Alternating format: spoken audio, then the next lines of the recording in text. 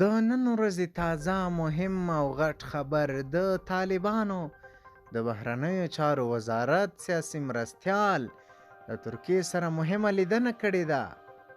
دوستانو، پریس نیوز چینل ته مخ راغلاست کوم په دې هیله چې روغ او جوړ به یئ.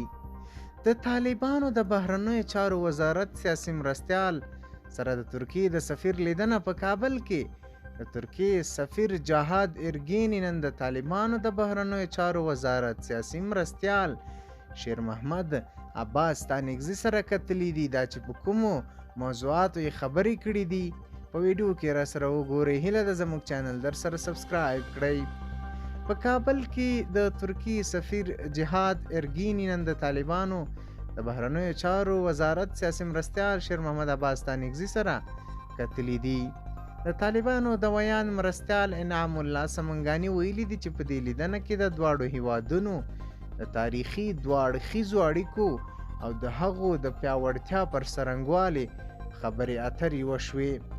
د ترکیې سفیر د افغانستان د ښه امنیت ستاینه وکړه او د بشردوستانه همکاریو ډاډ یې ورکړ. همدارنګه ترکیې ویل چې افغان محصلینو ته به بورسونه ورکوي ترڅو وکولای شي خپلې لوړې زده کړې په دغه هیواد کې پای ته ورسوي.